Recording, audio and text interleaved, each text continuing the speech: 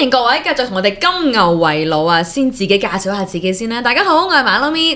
嗱，講起金牛，如果你哋又嚟到現場去支持我哋啦，甚至喺我哋嘅一啲串流平台上面有欣賞過我哋賽事咧，第一一定係支持我哋籃球隊啦。第二，我知有好多嘅 fans 咧，其實都係我哋金牛女孩，即係我哋啦啦隊嘅 fans 嚟噶嘛。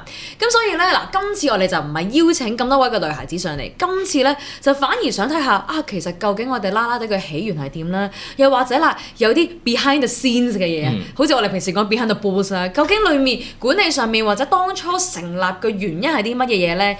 而家我身邊嘅咧分別就有 Kenny 同埋 Reeve，Hello。Hello。不如咧嗱，我哋先俾我哋嘅聽眾同埋觀眾去認識一下兩位先。Reeve 同埋 Kenny 分別負責嘅崗位係阿 Reeve 先啦。好，我負責嘅崗位咧就係啦啦隊嘅發展啦，佢哋嘅方向點樣定位同埋佢嘅 marketing。譬如你哋平時見到嘅出咩商品啊，佢哋會有啲咩 event 出現啊，佢哋嘅發展方向係點樣，我都係負責呢方面嘅嘢嘅。Kenny 咧？我就負責安排佢哋日常嘅練習啊、商演啊，同埋同佢哋出席其他活動啊嘅時候，我都會喺度負責照顧佢哋。咁好啦，嗱，我哋咧先將個時間線推前到最一開始。咁其實金牛女孩呢一個啦啦隊咧，係香港第一隊嘅職業嘅啦啦隊嚟㗎嘛。當初咩原因會驅使大家有呢個諗法去成立咧？其實當初香港金牛籃球隊喺上年成立嘅時候咧，其實我哋都因為用一座好短嘅時間，我哋成立咗，跟住就打比賽啦。所以我哋上年嘅啦啦隊咧，其實係我哋用叫請外援咁樣，我哋用內地嘅圓舞團去幫我哋去跳舞嘅。咁但係經過咗一季之後，其實咧我本身自己咧就真係好中意睇啦啦隊嘅，因為台灣啊嗰啲啦啦隊咧，其實我都有成日睇啦，不論係棒球嗰邊啦啦隊同埋籃球嗰邊啦啦隊，我都會睇嘅。咁跟住我哋就慢慢開始完咗賽季就要去 planning 啦，咁就去諗不如我哋試下成立一隊真係自己香港屬於香港人嘅啦啦隊，咁樣出嚟，咁就誕生咗呢件事。一開始嘅想法就係咁。各位嘅金牛女孩係經過咗一個選拔，然後先挑選咗出嚟㗎嘛。咁其實喺選拔嘅過程，大家有冇諗住我哋想揾乜嘢類型嘅女仔翻嚟去組成啦啦隊咧？我哋一開始就好驚搞一個 event 出嚟就好驚，會唔會冇人參加㗎？話晒香港第一次咁樣嘅嘢，要叫啲姨媽姑姐嚟參加。係啦，跟住就好驚啦，好驚冇人參加啦，跟住香港冇人知道係乜嘢嚟嘅喎，又冇一個 demonstration 去俾人睇到呢件事會發生成點喎，跟住好彩咁樣就去到報名嘅時候有超過100人去報名啦，咁我哋都想哇好 surprise 喎，跟住我覺得成個過程最開心嘅咧就係我哋嘅團隊自己喺度睇住啲女仔嘅自我介紹嘅 video 啦，跟住再睇下啲相啦，跟住就喺度講呢個好唔好？呢個即係因為我哋由100人去到30人嗰個階段係我哋內部自己挑選嘅，咁都要睇下佢嘅才能啊，不論外貌、才能等等嘅各方面合唔合適啦。咁睇頭先所問到嘅就係我哋用咩方向？其實咧我哋嘅方向就係我哋一開始成立，因為香港金牛籃球隊啦，同埋香港嘅籃球發展咧，我哋都希望係用一個活潑啲同埋有活力啲嘅形象去出嚟嘅。咁所以我哋一開始揀咧係我哋嘅路線係唔會太過 sexy， 因為我有參考過台灣啦啦隊嘅，咁就會有好多種類啦，譬如有sexy 啲啊，有活力啲啊，有可能真係每樣都各方面啲，咁我哋就揀咗個平均啲嘅同埋有活力啲嘅方向去做咯。我反而好好奇喎，一開始你哋內部咧，唔知講唔講得啦？你哋內部嘅時候，你知咧男孩子同埋女孩子去睇男仔女仔咧，嗰個角度係唔同噶嘛。你哋係清一色都係男士定還是都唔係嘅？有啲女孩子係你哋嘅同事都會俾啲意見咁咧。我哋成個 marketing 有男仔有女仔嘅，咁個比例大約係一半一半咁啦，差唔多。咁所以我哋係真係有激烈嘅討論嘅。我哋真係畫咗個表出嚟，跟住幾多號，我哋俾剔，大家一齊舉手。睇完逐條片開出嚟睇，逐張相開出嚟睇，跟住就係呢個 OK， 大家舉手俾佢入30強，大家傾咁樣咯，舉手咁樣咯，跟住就有個表咁樣畫出嚟咯。最後所以30強就係咁樣去誕生嘅當初。不過係要嘅，同埋都啱啱嗰句就係講話，其實男仔女仔睇對方大家想覺得嗰樣嘢好嘅界線唔同，咁但係要攞個平衡點㗎嘛。因為其實我哋每一場去到現場，其實唔單止籃球迷㗎，好多女孩子都有去到現場支持我哋嘅球隊，我哋嘅啦啦隊啊嘛。所以攞個中間點係好緊要嘅。咁我想問下兩位啦，嗱頭先咧有提過話參考其他地方嘅啦啦隊啦。咁我過往喺美國嘅時候咧，啦啦隊咧就比較上真係競技嘅比賽形式多啲嘅，好高難度嘅動作啊等等。咁譬如台灣啱啱咁講就比較偶像派啲啦。咁其實你哋係參考咗邊啲地方，或者你哋嗰個界線而家走嘅方向係想點樣去嘅咧？有冇啊？偏向好似台灣啦啦隊咁樣行青春活力啊，同埋靚靚樣咁樣行先嘅。咁我自己啦，最想就係打造咗香港，即係雖然我哋而家第一隊啦，屬於我哋香港嘅人嘅一樣嘢咯。話到俾人聽，我哋可以同到其他地方都有一個平衡嘅嘢出現咯。即係唔係話你其他地方嘅 idol 或者其他地方嘅啦啦隊係勁嘅，咁我哋就香港就比唔上嗰啲咯。冇錯冇錯，同埋成日都好希望大家，不論係音樂又好啦，體育發展都好啦，唔好淨係追外地嘅嘢。大家其實我哋香港一個大都會嚟㗎嘛，我哋自己本地都有啲我哋自己嘅東西，大家可以去支持㗎嘛。咁如果講到真係去選拔一班女仔啦嘅時候，咁頭先你話你有個 list 㗎嘛？有冇話咩優先條件？例如最簡單年紀啦，可能身高啦，可能佢哋係咪跳舞叻嘅，嗰個分數會高啲咁樣嘅？所以頭先講過咧，就係我哋有一個團隊，有男有女，有好多唔同嘅人啦。咁每個人評分，即係每個人嘅準則都唔一樣嘅。我只係代表我自己講嘅啫，我就會我會睇咗咁個男仔咁都睇外貌行先啦，跟住同埋睇佢跳舞，因為其實啦啦隊要跳舞呢件事係喺我嘅印象中係 must 嘅，必須嘅。咁我覺得係一定要有at least 都要有啲跳舞底子出到嚟，咁我先至有條件揀你入去嘅。因為參考外地啦，咁你跳舞係必須嘅，咁你啦啦隊喺台灣棒球或者籃球嗰啲都一定係跳舞，同埋我哋希望將啦啦隊或者呢個文化係變咗有少少娛樂性嘅。咁因為香港老實講，始終籃球呢個發展或者體育業嘅發展，咁可能係一個可能好正經嘅，大家都會好希望追到成績嘅，好正經。咁呢個就 must 㗎啦。咁但係我哋都希望啲觀眾入場睇競技嘅比賽嘅時候，都可以有一啲娛樂嘅性質吸到入嚟。譬如我哋啦啦隊會跳舞嘅，跳啲佢耳熟能詳嘅歌嘅，或者我哋啦啦隊用啲好可愛嘅 pose 去同佢哋打招呼，等等等等。所以我哋都希望用呢個方便去吸引到香港嘅觀眾入場嚟支持多啲本地嘅運動。啱啊，同埋我覺得咧，體育娛樂化咧係如果你要普及化咧，係一個好重要嘅一環嚟嘅。即係過往我例如講我 Formula One 咧，講緊方程式嗰邊啦，都係嘅。你單係要一個運動去吸引大家睇咧，個門檻高咗。但係有啲娛樂化嘅嘢咧，大家就唔同嘅方向去接觸咗先，然後之後先慢慢去了解多啲啊嘛。咁係一個好正常嘅一個方向啦。咁但係講到嗱，我哋海選有100個人啦，你覺得收翻嚟嗰100個人同你哋自己本身想像之中有冇唔同咧？嗱，唔準諗即刻答啊！呢啲喺我度，我覺得都多人係，我覺得係可以入選到嘅。即係 Kenny 覺得係都係你心目中所想嘅想要嘅嘢。但係始終有啲參賽者啦，即係我可能類似預告下年如果有選秀呢樣嘢嘅時候，都係send 嘢過嚟嘅時候，可能 send 得再好少少啦。啲片上面就可能係唔係就咁喺裡面 cut 出嚟嘅，即係可能一班人跳，純粹喺嗰個位 cut 出嚟，個像素就好低，咁咪懵咯。係啦，令到我連佢個樣我都未必睇得好清楚嘅，咁就爭少少啦。即係話其實都要真係花啲功夫落去咯，因為你而家你俾大家睇嘅係你自己個人嘅 portfolio 㗎嘛，你都唔做好佢嘅時候，但係你就算幾有潛質都好難揀到你㗎嘛，係咪先？咁嗱啱啱講話都有睇下佢哋 profile 嗰啲啦，咁阿 Riff 咧，你覺得？你問我咧，我就覺得你陰陰嘴笑，因為個女仔入邊咧，其實我覺得好壞參半嘅，咁都係真係有啲係真係真係可能滿腔熱誠咁樣嚟參加，咁但係可能一啲跳舞底子都冇啊。咁樣嘅時候我就覺得有一部分我又已經好快咁樣睇完佢啲片之後，我都有已經篩走咗嘅。咁但係另一部分我哋都難揀嘅，因為你當有一半都有50個人，我要篩走咗20個人去做呢件事。所以我頭先所講，我哋內部好激烈討論嘅，即係好似其實有幾個我好記得嗰陣時有幾個我哋拗咗勁耐，我好想要喎，我覺得好好喎，跟住有幾個同事就話：我真係覺得佢唔得。你覺得唔得嘅原因係因為覺得佢，例如佢跳舞底子未夠好，係咪嗰啲？佢哋覺得佢個外貌 OK 都識跳舞，但係有啲位佢甩咗 beat 喎，即係係啊，佢甩咗 beat 喎，或者佢有啲位呢啲動作做得唔好，我話喂，咁你翻到嚟你可以，我哋會練舞會排舞，我哋咪再慢慢調教咯。咁我哋可以慢慢去教導佢所有嘢。我話咁，但係你嘅第一個 impression 就係你一定係要跳舞叻，咁同埋因為你已經唔多啦，你得翻50個，雖然我有20個去篩走，咁但係嗰30個入邊我都希望係有精英嚟㗎嘛，咁所以就係咁。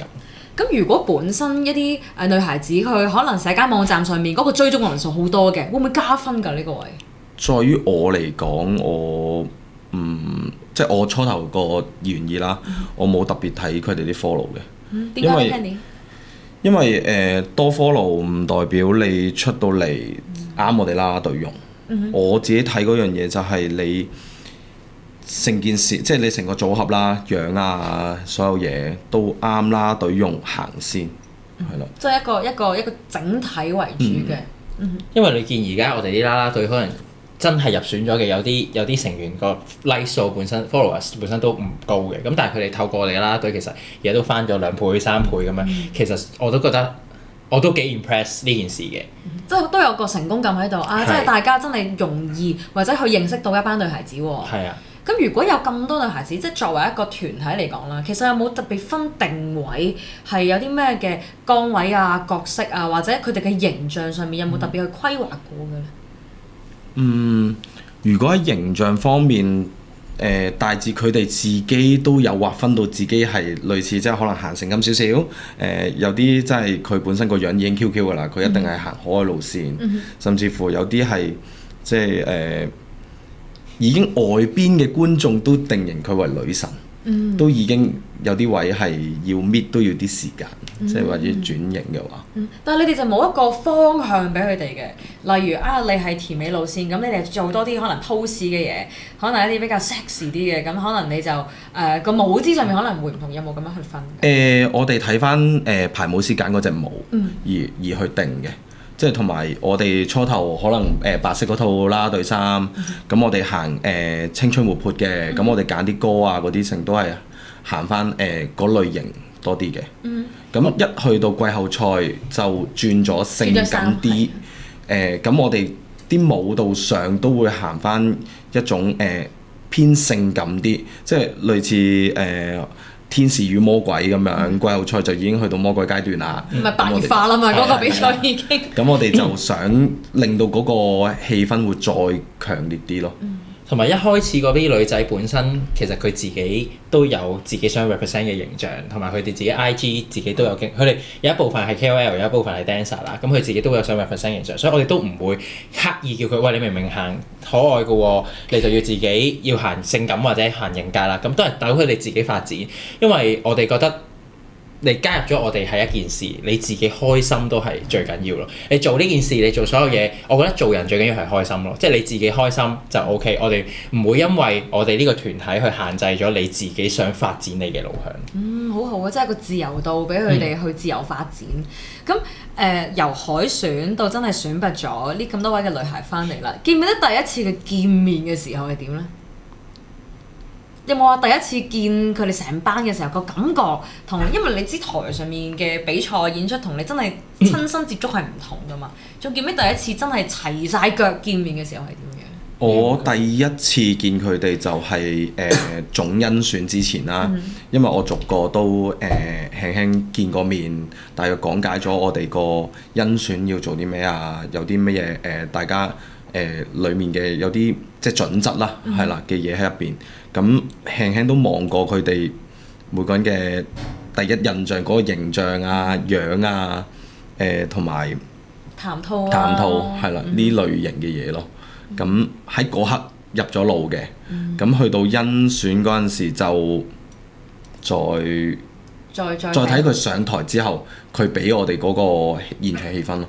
哦，OK，咁啊 Reef 咧，你記唔記得 So far，因為我而家講緊選完出嚟啦，選完出嚟去第一次練舞，我好似有冇嚟嘅咧？我都唔記得咗自己有冇出現。因為你樣樣都有份，你唔記得咗。係，我已經唔記得咗我有冇出現第一次練舞。咁但係一開始我係冇同佢哋咁 close 嘅，因為我嘅角色係唔應該同佢哋咁 close 嘅，因為佢已經有慈父啦，佢已經有好好嘅爸爸啦。咁但係我嘅角色就係真係，你問我咧，我係要 step away， 唔應該同佢哋咁 friend，我先至可以中肯地同埋佢哋先會聽我講嘢咯。咁所以第一次見佢哋都唔係好同我講嘢，佢哋點頭咁樣，係啦，點頭咁樣，跟住我就坐喺度一路望住，我諗佢哋都唔知我係邊個，我諗佢認得我嘅就係喺選拔嘅時候，佢哋認得我係同佢哋講解個流程啊，安排佢哋上台，佢認得我係邊個，認得我係職員嚟嘅，金牛職員嚟嘅。咁但係我好記得就係我坐喺個排舞室度，佢哋陸續嚟同我點頭，跟住就自己行咗去排舞，跟住就冇同我講過嘢嘅。跟住我就不停講，呢個即係我一路喺度睇佢排舞，呢個都跳得幾好喎。我記得好似第一次我冇去嘅，唔知第二、第三次我先有去咁樣，因為佢哋排舞成日都係夜晚黑咧，我都唔係成日得閒，咁所以我就記得呢個，跟住就會慢慢點樣幾時先同佢熟咧，我都唔記得咗。可能真係去到比賽嘅時候開始真係開始多啲熟，定係拍微電影嘅時候已經哇好嘈喎呢班女。拍微電影就應該你哋開始熟嘅，因為拍微電影嘅時候我都在場㗎嘛。咁我哋可以講少少呢啲側邊嘅故事俾大家聽啦。咁我哋係有一架嘅類似校巴嘅接載工具啦，咁就載晒我哋咁多人。咁我就同其他演員坐前面嘅，一班金牛女孩就後面嗰幾排。我都自問多嘢講㗎啦。我耳仔落車嘅時候咧，係 V 一聲睇完演唱會咁，但係咧好開心，因為聽住佢哋傾偈啊，成班係好似以前讀緊書嘅時候，一班人好似去秋季旅行咁嘅感覺。咁我覺得一班後生，尤其是係女孩子聚埋一齊，有呢個氛圍就係其實你哋想要嘅活力嚟㗎嘛。真係嘈到一個點咧，即係我真係未試過可以咁嘈嘅環境，係真係好勁嘅。佢哋係可能後生咧，就好容易玩得埋，好快玩得埋，咁所以就係咁傾偈咯。你第一次咧，有冇隻耳仔咧？係啦 Kenny 有冇耳？基本上佢哋一行埋一齊，即係唔係第一次，只要佢哋聚埋一齊，我隻耳仔就轟咗㗎啦。你係咪有嗰啲職業性失聰咧？而家我當日仲有問過佢哋㗎，會唔會有助聽器 sponsor 咯？嗱，但係咧呢個位置我哋要講翻先，即係聽眾們，你唔好覺得哇，你係咪話佢哋嘈？唔係，而係因為我哋一開始講緊一個啦啦隊係應該要活力，要開心，而呢個氛圍唔係話兩位制定俾佢哋要扮出嚟，唔係，而係原來本身班女孩已經咁開心，玩得咁埋嘅時候，咁自然嗰個化學作用，其實你係咪覺得就係透過我哋日常之中嘅相處排舞去顯示出嚟嘅咧？係嘅，佢哋喺排舞度啦，跟住。即係除咗排舞之外，就會完咗嘅時候，就喺聚埋一齊，就一路傾偈，跟住又諗食乜嘢又剩，跟住喺嗰個 moment 就產生咗好多友誼啊，係啦，同埋就無啦啦有啲就會變成姊妹咁添，係啦，咁樣咯。咁我反而想問下 Kenny 喎，嗱，因為要對住咁多位咁年輕嘅女孩子啦，咁有時傾偈上面都可能有啲題目。佢哋轉得好快㗎嘛，係咪？咁你有冇特登真係為咗因為我要做慈父角色，我真係再了解多啲，再後生啲啦，因為你都好後生，實際係再後生啲，而家傾啲咩？真係冇因為咁，然後真係做多咗功課咁做唔切㗎啲功課，係佢哋所有嘢都變化得好快，尤其是女士係會特別快添，係啦，所以基本上我每一次面對佢哋嘅時候，就係聽咗先。跟住就講咯，係啦。總之唯一同佢哋相處得近啲嗰樣嘢就係唔好太正經，即係唔好太正經講嘢。咁大家嗰個相處上就會再融洽啲。Reef 你有冇你都係比較少因為正經嗰方面咧係我嘅，佢係因為咧我哋嘅分工好明確嘅，就係佢負責照顧好啲女仔，咁總之我有啲咩 message 想傳達就透過 Kenny 去同佢哋講，咁所以我嘅角色可能喺佢哋女仔嘅眼中可能係我會惡啲啊，工作性啲嘅，咁所以佢哋好少同我講呢啲嘢嘅，咁但係佢哋自己傾偈嘅時候，但係我都有改變到嘅自己，慢慢由去同佢哋出 job 啊，跟住去到賽季嘅時候咧，我有慢慢去同佢哋玩多啲啊，了解多啲。我成日都問佢哋嗰啲潮語嗰啲，我有時都唔識嘅。我話你到底而家講緊啲乜嘢啊？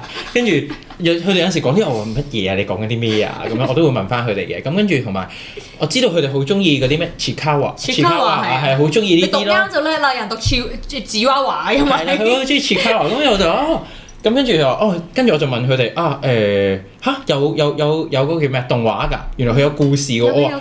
我以為就係佢就咁出一隻嘢，跟住就係咁賣，我完全唔知咯。跟住我就會去睇啊。佢最好睇個動畫，因為係咩？係啊，所以先令到大家入坑。但係呢個雖然係後話，但係係㗎。同埋你知大家嘅潮流係 spread 得好快嘅呢一樣嘢，所以兩位都繼續努力係咪？要啊！我俾佢哋荼毒咗，我而家全屋都係。係咪講 Hoo 啦咁樣啊？係。阿兔哥，不過咧，其實同兩位傾偈咧，都可以講少少馬拉咪。我其實喺由賽季一開始，即係由未定已經開始啦，到未定之後，真係賽季開始，其實睇住兩位同埋一班金牛女下，其實個相處上面都好唔同嘅。尤其是啱啱阿 Riff 所講，佢一開始係比較嚴啲，因為一開始開季好多嘢要處理，但係到慢慢去到後期嘅時候，都感受到大家已經鬆容咗啦。又或者其實好多位置，因為佢哋自己都吸收咗，知道點樣去拿捏，咁所以大家個焦點又可以擺喺其他嘅工作上面或者崗位上面。嗱，我哋而家咧同兩位傾住咁多先，咁所以我哋仲有機會咧，就真係可能講多少少關於其實喺啦啦隊上面嘅管理啦嘅細節位又係點咧？我哋有機會再同兩位傾，多謝晒。好 ，thank you。